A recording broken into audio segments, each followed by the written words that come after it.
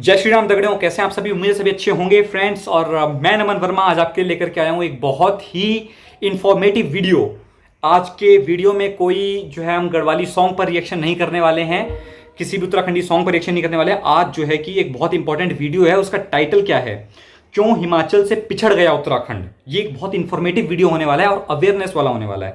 अनूप नौटियाल जी का ये वीडियो है, तो इसको हम स्टार्ट करते हैं। उससे पहले अगर आपने मेरे चैनल को सब्सक्राइब नहीं किया है तो करो ना यार, सब्सक्राइब करो, बेल आइकन को प्रेस करो। इंस्टाग्राम पर जाकर मुझे फॉलो करो, dance_with_नमन मेरी आईडी है। मैं लिंक आपको डिस्क्रिप्शन में दे दूंगा, आप जाकर के वहां पर फॉलो करें। वहां पर आपको मजेदार कंटेंट मिलेगा, इससे कुछ डिफरेंट मिलेगा, तो जाकर मुझे फॉलो करें। अभी ये बहुत इंपॉर्टेंट वीडियो होने वाला है, इसको दबा के शेयर करें, पूरा वीडियो देखें और उत्तराखंडी भाई जो भी है तो इस वीडियो को दिल से सपोर्ट करें, है ना। तो हम शुरू करते हैं कि हिमाचल में क्या डेवलपमेंट हुई और उत्तराखंड कहां पिछड़ जाता है हिमाचल से। तो ये चीज हम देखते हैं, आइए स्टार्ट करते हैं।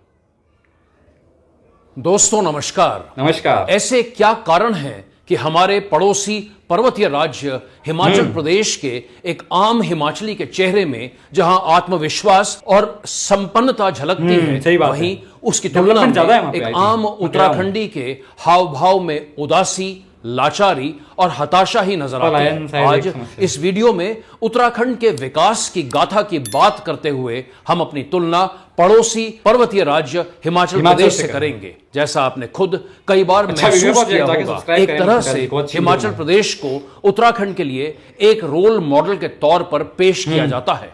लेकिन हकीकत तो यह है कि उत्तराखंड अपने 24 साल के सफर में कहीं से भी हिमाचल की राह पर चलता नजर नहीं आया। इतिहास, खेतीबाड़ी, सुशासन यानी गवर्नेंस और कई अन्य पहलुओं को छूते हुए इस वीडियो में हम ये जानने समझने की कोशिश करेंगे कि उत्तराखंड में हम क्यों, कहां और कैसे बुरी तरह पिछड़ गए। उम्मीद रहेगी कि आप इस वीडियो को अंत तक जरूर देखेंगे। सबसे पहली बात समानताओं की। यह बात सच है कि दोनों राज्यों में बहुत सारी समानताएं हैं। सबसे बड़ी समानता तो यह कि दोनों का भूगोल ज्यादातर पर्वतीय है। हिमाचल का क्षेत्रफल जहां 55,673 स्क्वायर किलोमीटर है, उत्तराखंड का क्षेत्रफल इससे थोड़ा ही कम, 53,483 स्क्वायर किलोमीटर है। आपको मतलब एक अलग डेवलपमेंट दिखेगा। 13 जिले हैं जो हिमाचल में 12, यहाँ 70 विधानसभा के विधायक चुने जाते हैं, तो वहाँ उत्तराखंड दिल्ली के लिए 5 सांसद भेजता है, हिमाचल 4। एक और बड़ी समानता यह भी है कि दोनों राज्यों की दो राजधानियां भी हैं। उत्तराखंड में जहां अव्यवस्थित और अघोषित देहरादून और गैरसैंण घोषित ग्रीष्मकालीन राजधानी है, तो वहीं हिमाचल प्रदेश में शिमला के बाद धर्मशाला को शीतकालीन राजधानी घोषित कर दिया गया है। इन्हीं सब आंकड़ों को दिमाग में समेटकर जब एक आम उत्तराखंड वासी हिमाचल के शिमला, किन्नौर और सिरमौर जिलों की यात्रा करता है, तो वहां के दूरस्थ गांवों में रहने वाले लोगों के चेहरे पर, जैसे इस वीडियो के शुरू में ही आपसे बात हुई, जितनी संपन्नता देखता है, उसकी तुलना में वो अपने प्रदेश के लोगों के चेहरों को उदास, फीका और लाचार ही पाता है। अब आप ही बताइए, एक ही जैसा भूगोल, मौसम, बादल, कोहरा, नदियां, खेत, इंसानी महत्वाकांक्षाएं और जरूरतें होने के बावजूद आखिर क्या वजह है कि उत्तराखंड किसी शापित व्यक्ति की तरह चेहरा छुपाए नजर आती है। वहीं हिमाचल में किन्नौर और सिरमौर जिले का हर गांव ही अपने आप में एक मॉडल विलेज नजर आता है। हिमाचलियों की जेब में पैसा है तो उनके चेहरे पर नूर और आत्मविश्वास झलकता है। लेकिन एक आम उत्तराखंड वासी दुर्भाग्य से अब भी अपनी जिंदगी को किसी तरह ढकेलता हुआ इधर उधर धकेलता हुआ सरकार, सिस्टम और नेताओं के किसी जुगाड़ पर ही निर्भर नजर आता है। इन तमाम परिस्थितियों का जवाब तलाशने के लिए हमें 70 के दशक के शुरुआत की राजनीतिक यात्रा करनी होगी। देश के 18वें राज्य के रूप में हिमाचल प्रदेश का गठन 25 जनवरी 1971 को हुआ। इस तारीख से पहले हिमाचल का आम युवा रोजगार के लिए पंजाब, दिल्ली और हरियाणा के मैदानी शहरों में जाता था और किसी बड़े साहब की कोठी में नौकरी कर अपने जीवन को एक अंतहीन दोहराव में खपाता था। लेकिन एक दिन विशुद्ध रूप से पर्वतीय अवधारणा से लैस हिमाचल प्रदेश राज्य का गठन हुआ और आम हिमाचलियों के सौभाग्य से उनके पहले ही मुख्यमंत्री श्री यशवंत सिंह परमार अपने राज्य के भूगोल की तरह विशुद्ध पर्वतीय अवधारणा वाले निकले। परमार जी ने हिमाचल गठन के बाद शिमला के ऐतिहासिक रिज मैदान पर दिए अपने पहले ही भाषण में ऐलान कर दिया कि अब हिमाचल में दिल्ली पंजाब की कोठियों में बर्तन धोने वाला युवा पैदा नहीं होगा, इसकी जगह हिमाचल में अब सेब पैदा होगा।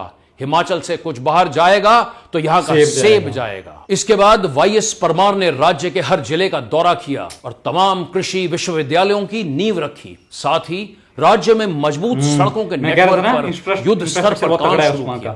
उसके बाद क्या हुआ, यह हिमाचल की संपन्नता खुद बयां करती है। अब किन्नौर जैसे दूरस्थ क्षेत्र का औसत किसान करोड़ों में सेब का कारोबार करता है। आज हिमाचलियों के खेतों में पंजाब, हरियाणा, बिहार, यूपी और नेपाली मजदूर काम करते हैं। देश में कश्मीर के बाद सबसे मीठे और गोल्डन प्रजाति के सेब हिमाचल से सप्लाई होते हैं। अमेरिका और कजाकिस्तान के सेबों को हिमाचल का सेब ही टक्कर देता है। वहीं दूसरी ओर जनपद सिरमौर में सेब कम पैदा होता है तो वहां के काश्तकार टमाटर, अदरक, मक्की पैदा करते हैं। कुल मिलाकर जहां सेब नहीं उगता वहां टमाटर और अन्य सब्जियां पैदा की जा रही हैं। आर्थिक मजबूती के चश्मे से और आगे देखें तो हिमाचल के कई काश्तकार मेक माई ट्रिप और यात्रा.com का पैकेज लेकर अवकाश पर विदेश घूमने निकल रहे हैं। शानदार हरी हिमाचली टोपी, गर्म गला बंद कोट, पॉलिश किए हुए बूट पहने काश्तकार अपने खेतों के सेबों को 10 टायर वाले ट्रकों पर लोड होते गर्व से देखता है।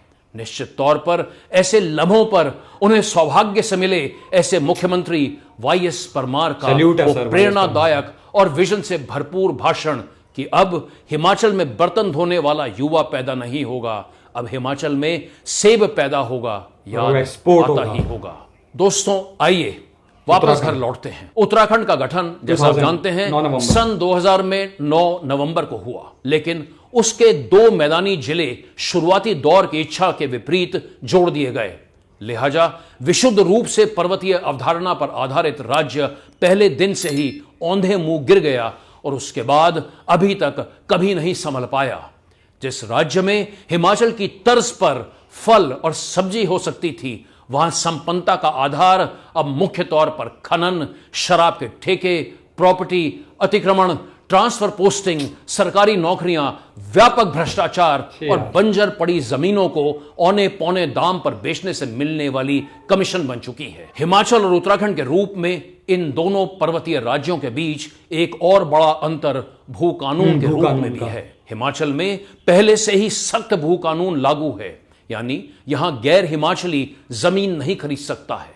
इस कारण हिमाचल की खेती बची रही, लेकिन उत्तराखंड में भू कानून के लिए लंबे आंदोलन के बावजूद इस मोर्चे पर उत्तराखंड सरकार के स्तर से पूरी तरह चुप्पी और निराशा है। मजेदार बात तो यह भी है कि जो सरकार बिना मांग के ही उत्तराखंड में सबसे पहले समान नागरिक संहिता यानी यूनिफॉर्म सिविल कोड लागू करने का दावा करती है, वो सरकार प्रदेश के लाखों लोगों की मांग को हाशिए पर रखती हुई भू कानून लाने को तैयार ही नहीं है। इस कारण उत्तराखंड का पर्वतीय वजूद और पहचान दिनों दिन दांव पर लगता जा रहा है। हिमाचल प्रदेश के मुख्यमंत्री यशवंत सिंह परमार की बात हुई तो कुछ बात अपने पिछले 24 सालों के 10-12 मुख्यमंत्रियों की भी हो जाए।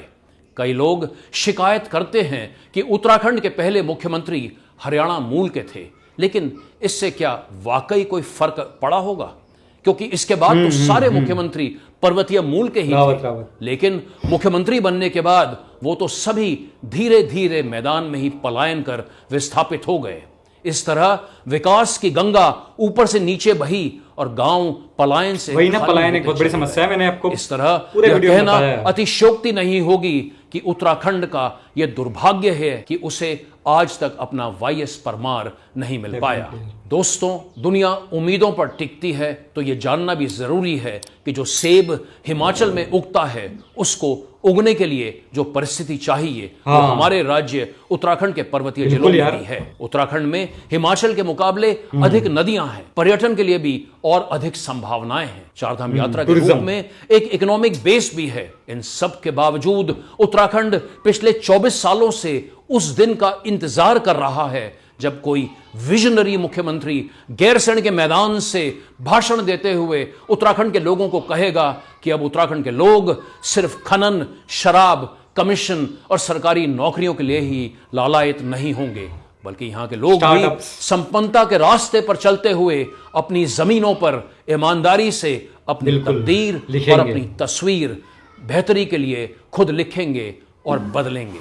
देखना दिलचस्प होगा कि क्या उत्तराखंड में ऐसा दिन कभी हम लोगों को देखने को मिलेगा। धन्यवाद। Thanks for watching. तो यार ये थी वीडियो, इनके जो है चैनल को आप जाकर के सब्सक्राइब करें। देखिए मैं हमेशा से कहता हूँ कि इस तरीके के चैनल को आपको सब्सक्राइब करना चाहिए, इसलिए मैं कहता हूँ कि उत्तराखंड वासियों आपको जो है अपने राज्य में जो भी चैनल है यूट्यूब का, जैसे मेरा चैनल है तो मैं भी, मेरा चैनल सिर्फ उत्तराखंड का है, उत्तराखंड की बेसिकली मैं समस्याओं पे आधारित है मेरा चैनल। देखिए ये बात है, मैंने आपको एक पहले वीडियोस का भी मैं आपको आई बटन में दे दूंगा, आप जाकर एंड स्क्रीन पे भी चेक करना, वो आपको मिल जाएगा। यार जो है उत्तराखंड की खूबसूरती के बारे में हर यूट्यूबर बात करेगा कि उत्तराखंड में 4 धाम हैं और बहुत ही हरियाली है, पॉल्यूशन नहीं है, सब बहुत बढ़िया बताएंगे, बहुत बढ़िया है जी, बहुत बढ़िया है। अच्छा, अब यहाँ का जो पहाड़ी बंदा, लोकल बंदा है यहाँ का, उससे आप पूछो कि उत्तराखंड में कितनी समस्याएं हैं तो वो बताएगा। और जैसा कि मैंने वीडियो के स्टार्टिंग में कहा था, पलायन एक बहुत बड़ा इशू है उत्तराखंड के लिए, और वो है, मैंने पूरा डिटेल्ड वीडियो एक बनाया हुआ है इस पर, आप जाकर चेक करें उसको, बहुत कुछ आपको एकदम अवेयरनेस आएगी उस चीज़ से, ठीक है, उस वीडियो को देख करके। तो उसमें देखें आप जाकर के, एक इशू है और ये इशू कैसे सॉल्व होगा। देखिए सबसे पहली बात कही कि उत्तराखंड का मुख्यमंत्री है तो उत्तराखंड मूल का ही होना चाहिए, ये कोई अनिवार्य नहीं है। मतलब मेरा पर्सनल पॉइंट ऑफ व्यू है ये कि उत्तराखंड का भाई कोई मुख्यमंत्री बने, अच्छी बात है, बट अगर कोई उत्तराखंड का बंदा अच्छा काम नहीं कर रहा है और कोई बाहर का बंदा अच्छा काम कर रहा है तो क्यों नाम उसे बनाए। आप योगी आदित्यनाथ को देखें, वो पौड़ी गढ़वाल से बिलोंग करते हैं, उत्तराखंड के हैं, बट यूपी के सीएम है। तो क्या उत्तर प्रदेश ने आपकी ये मांग करी कि हमें जो है उत्तर प्रदेश का मूल का कोई जो है व्यक्ति चाहिए। हालांकि उत्तराखंड उत्तर प्रदेश का ही भाग था 2000 से पहले, किंतु मुख्यमंत्री तो 2014 में बने ना योगी जी, तो अब तो उत्तराखंड का उत्तर प्रदेश से कोई मतलब नहीं रह गया ना, अब तो अलग हो गया उत्तराखंड, तो अलग मूल देखा जाएगा ना फिर इस हिसाब से, तो कि यूपी के मूल के तो नहीं कहे जाएंगे अब योगी, क्योंकि वो स्टेट उनके सीएम बनने से पहले ही अलग हो चुका था, तो अब उत्तराखंड के कहे जाएंगे। तो वो उन लोगों ने एक्सेप्ट किया कि नहीं किया। तो इस तरीके की जो ये, इसे आप कट्टरता कहें या जो भी कहें, इस चीज़ को हमको निकालना होगा। जो राज्य की बेहतरी के लिए काम कर रहा है हमें उसको लाना होगा, ठीक है। एक बात आप ये निकाल दें कि ये बंदा हमारी कास्ट का है, हमारी जात का है, हमारी बिरादरी का है, हमारा पहाड़ी भाई है तो हम इसे ही बनाएंगे, ऐसी भूल ना करें। आप उसको बनाएं जो आवामी बंदा हो, जो मतलब राज्य के लिए काम कर रहा हो, तो वो जो है कि इफेक्ट लाएगा। हाँ, तो एक बात ये हो गई। अच्छा, दूसरी बात,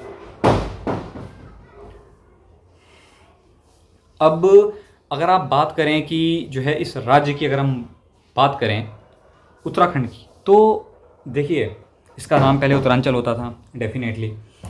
मैंने आपको पहले ही कहा है कि हिमाचल में इंफ्रास्ट्रक्चर और उत्तराखंड का इंफ्रास्ट्रक्चर में ज़मीन आसमान का फ़र्क है। मैं खुद गया हूँ शिमला, जब आप कांगड़ा से होते हुए शिमला जाते हैं, वहाँ की जब आप रोड देखेंगे ना, आज से 7-8 साल पहले वहाँ की रोड आज की उत्तराखंड की रोडों से बेटर थी, तो आज के टाइम पे हिमाचल की रोडें क्या खतरनाक होंगी, आप खुद आइडिया लगाएं। तो ये होता है डेवलपमेंट, जो कि उत्तराखंड में नहीं हुआ है, ठीक है, क्योंकि यहाँ पर अपना इंटरनल जो है कि बहुत तामझाम चल रहे हैं, ठीक है।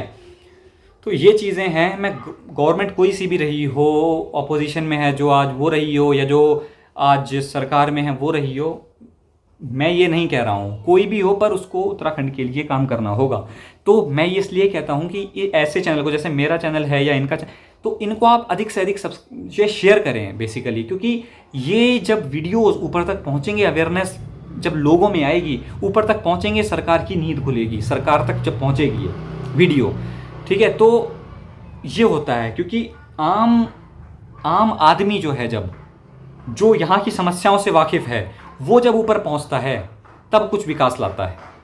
ठीक है, तो ऐसे बतेरे यूट्यूबर मिल जाएंगे जो आपको अच्छी अच्छी बातें बताएंगे उत्तराखंड के बारे में। डेफिनेटली देवभूमि है, बट देवभूमि को हमें हिमाचल और उससे ऊपर के लेवल के टक्कर का भी तो बनाना है ना, वरना तो हम यूं ही पीछे रह जाएंगे। तो उसके लिए जो है कि मेरी आवाज़ को आप जो है कि बुलंद करें, क्योंकि बुलंद आवाज़ आप ही कर सकते हैं वीडियो को अधिक से अधिक शेयर करके।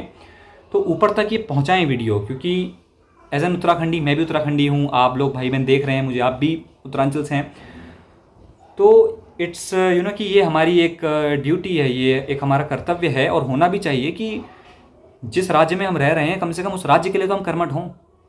ठीक है, देश प्रेम की भावना आपके अंदर होनी चाहिए, और वो देश प्रेम की भावना तो तब आएगी जब आप कम से कम जो जन्मभूमि है आपकी, जो अभी देवभूमि जिसमें आप रह रहे हैं, कम से कम उसके लिए जब आप वफादार होंगे तो देश के लिए वफादारी, वही देश के लिए वफादारी कहलाएगी, क्योंकि आप जहाँ हैं वहीं से आप देश सेवा कर सकते हैं। ठीक है, अपने राज्य के लिए अगर आप कर्मठ हैं ना, तो वो राज्य कहाँ आता है, भारत में ही तो आता है। तो ऑब्वियसली इनडायरेक्टली आप भारत की ही सेवा कर रहे हैं, तो अपने देश के लिए आप अपने राज्य के लिए बेसिकली कर्मठ हों। तो ये मेरा कहना था, और मेरी वीडियो को आप वो जरूर देखना। उस वीडियो में मैंने बहुत कुछ बताया है। जो इंजीनियरिंग कॉलेज है पौड़ी गढ़वाल का एकमात्र, उसके बारे में मैंने उसमें बहुत चर्चा करी है। वहाँ पे जो है कि एम्प्लॉयमेंट की चर्चा करी है ना, जो एम्प्लॉयमेंट है, कॉलेज इंजीनियरिंग कॉलेज है, उसके बाद जो प्लेसमेंट होती है बच्चों की, उसके लिए मैंने जो है बहुत कुछ उसमें बताया है। तो वो वीडियो आप अवश्य देखें, क्योंकि उस वीडियो को ऊपर तक पहुंचना बहुत अनिवार्य है। अगर उत्तराखंड के विकास में कुछ अगर आप योगदान देना चाहते हैं तो इस वीडियो को, और वो वीडियो मैं जो डिस्क्रिप्शन में भी दे दूँगा, उसको आप शेयर करें अधिक से अधिक। चैनल को सब्सक्राइब नहीं किया तो सब्सक्राइब करें और बने रहें। हम जो है कि उत्तराखंड में एक बदलाव लाना चाहते हैं कि उत्तराखंड भी और राज्यों को टक्कर दे पाए टेक्नोलॉजी के मामले में। देवभूमि तो डेफिनेटली है और हमेशा रहेगी, पर अब टेक्नोलॉजी की भी आवश्यकता है, और टेक्नोलॉजी के मामले में हमारे जो उत्तराखंड का, पर्टिकुलरली उत्तराखंड का जो युवा है, यूथ है, उसे बाहर ना जाना पड़े, उसे दिल्ली, मुंबई, कोलकाता, चेन्नई ना भागना पड़े, उसे उत्तराखंड में रहकर, अपने राज्य में, अपने ज़िले में रहकर रोजगार मिले, मनचाहा रोजगार मिले। रोजगार अगर वो जॉब नहीं करना चाहता तो उसे स्टार्टअप इकोसिस्टम प्रोवाइड कराया जाए।